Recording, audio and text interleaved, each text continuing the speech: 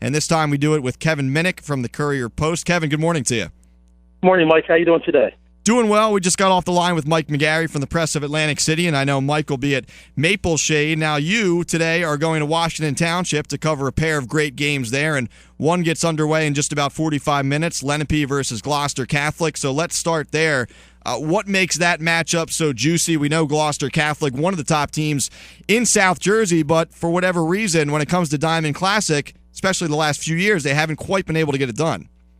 No, this group of kids has not got out of the first round of the Diamond yet. So that's one angle you can look at. That here's a team that's a perennial top 1, 2, 3 team in South Jersey, and they just can't seem to get out of that first round. And if not for a lack of trying, they usually will throw one of their top pitchers. And for whatever reason, they've just had some bad luck, but. They are a program that has the most championships in the tournament's history with 6, and this particular season, you've got a veteran team dominated with seniors, a lot of kids going on to college, and obviously one of the deepest pitching staffs in South Jersey. And they'll throw John Murphy today, and it's just an intriguing game. I think from a fan's perspective, anytime Gloucester Catholic goes up against a really top quality opponent, it kind of brings out the best in them. And it's just a very good baseball team to watch.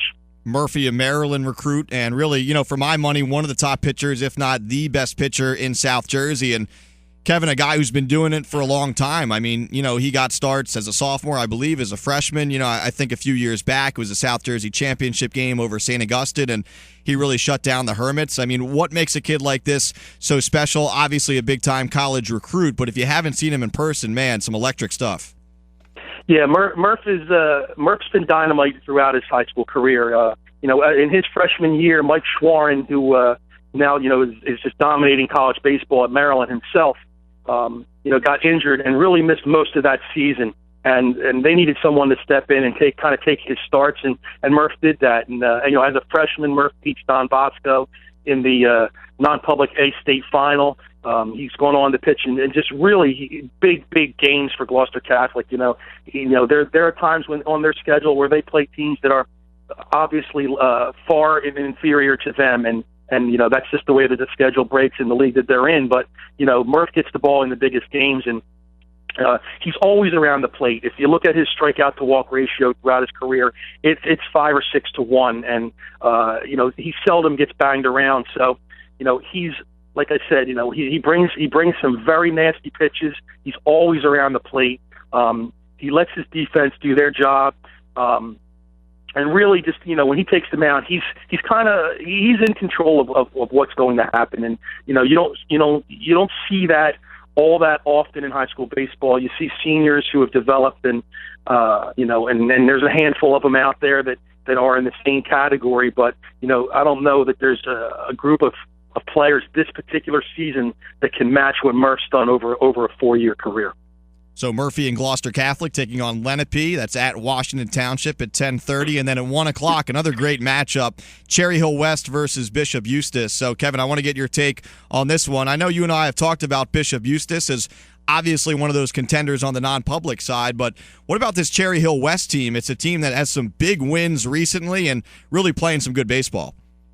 Yeah, Mike, I mean, if you look at the 8 games in the first round of the tournament, I think this may be the most competitive game of the 8. And it's just the way that the bracket broke and where the teams are slotted that it came out this way. But, West and Bishop Eustace used to play each other twice a year in the Olympic National. West is in the Olympic American this year, so this will be their first matchup between the two teams. And, you look at a West team that, West is always, in the past few years, has always had tremendous potential. And, they'd win a handful of games and they'd lose a clunker in there that you thought, there's no way they should have lost. But, they had a couple of games like that this year, but have really played extremely well in the last couple of weeks, and I'd say the last 2 to 3 weeks. And, they're coming off of a huge victory early in the week over Eastern. They're putting things together.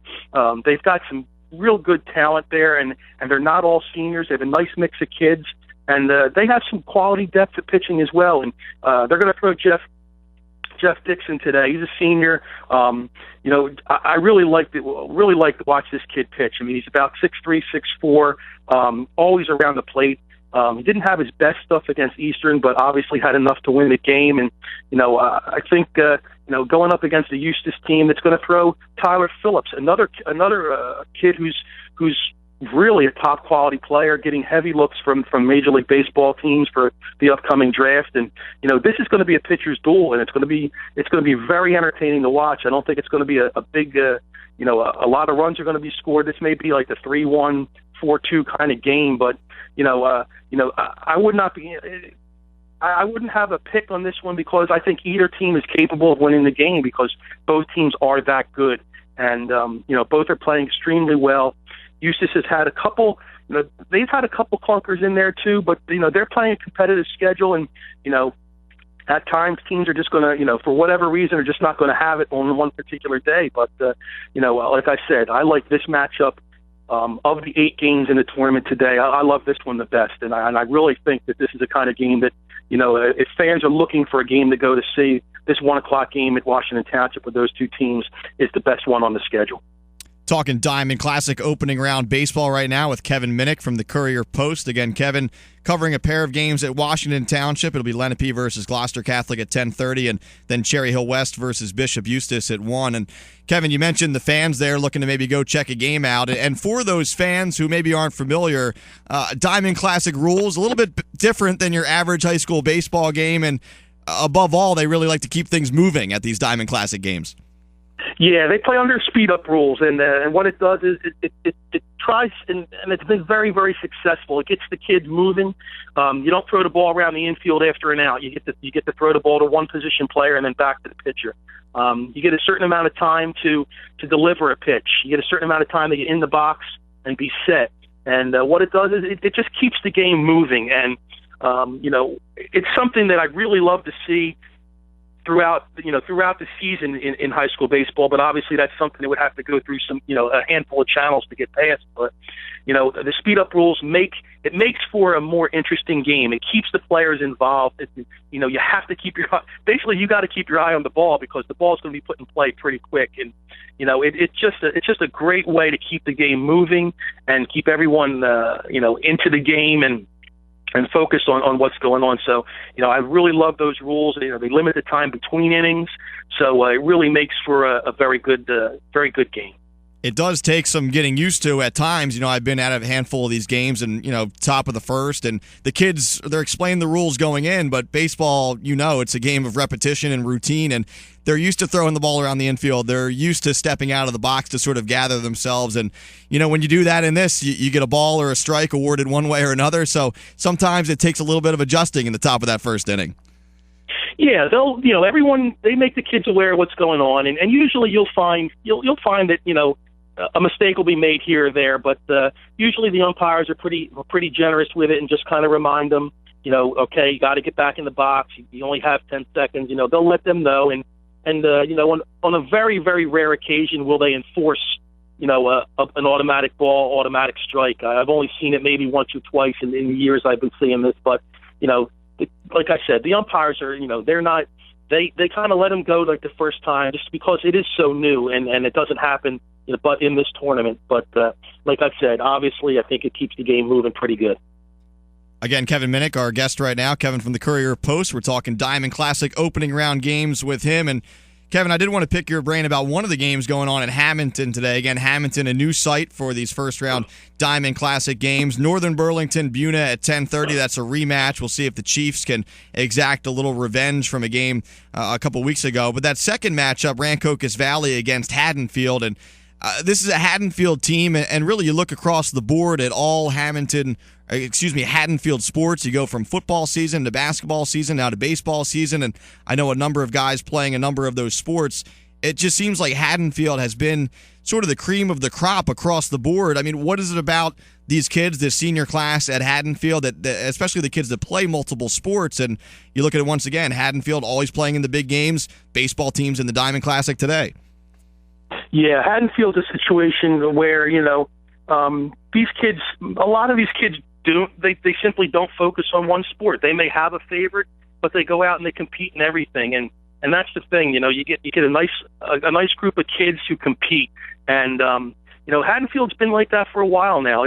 Traditionally it's a program that when the state comes out with its ShopRite Cup during the year to kind of see how every school ranks in the state, and Haddonfield's always up there, and then they've won that cup many times.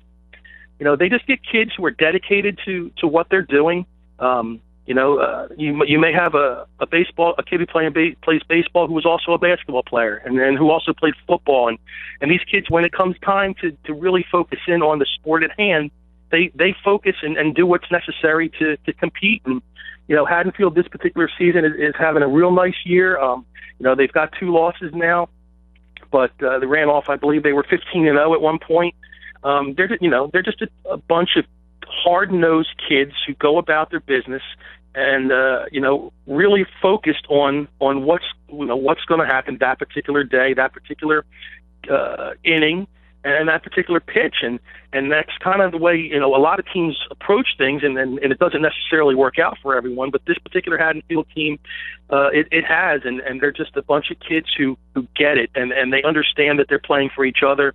They don't bother with statistics. They're not. There is no I on that team, and they just, like I said, they just go about their business each day, and by the end of the day, whether it's a 10-0 win or a 2-1 win in the bottom of the 7th, it doesn't matter. It's a W, and they've got more W's than a lot of other teams. Kevin, about a minute to go here. One final question for you. Do you have a favorite right now? Do you have a pick to come out of this thing as champion of the Diamond Classic? I know a lot of baseball to be played. We're going into the opening round here, but give me a team or maybe 2 that you would like to maybe emerge as the champion of the Diamond Classic next weekend. Well, I won't say that I like these teams to come out, because some people will tell me I'm playing favorites, but I think Gloucester Catholic's road is going to be it's going to be tough. But I think Gloucester Catholic has the pitching depth it's going to take to get through this tournament. If they were to win today, then they get the East, they get the West Bishop Eustace, survivors. So that's going to be another tough game. But I just think Gloucester Catholic has the experience and obviously the pitching depth to get there. And then on the other side of the bracket, I think we're going to get a finalist out of the Cal, whether it's Ocean City or whether it's Mainland. I like either one of those teams right now. But you can't, don't forget about Eastern. Eastern's had some struggles this past week, but they're a dominant team with a lot of kids who have been on back-to-back South Jersey championship teams, and they have some depth at pitching as well. But if I had to make a pick right now as to who's going to win the Diamond, I think Gloucester Catholic ends its drought and finds a way to get it done. All right, great stuff. Kevin Minnick from the Courier-Post breaking down the Diamond Classic. Appreciate the time, Kevin. Have fun at those games today, and we'll talk to you down the line here. Thanks again, Mike. I really appreciate it. All right, you got it. Kevin Minnick from the Courier-Post.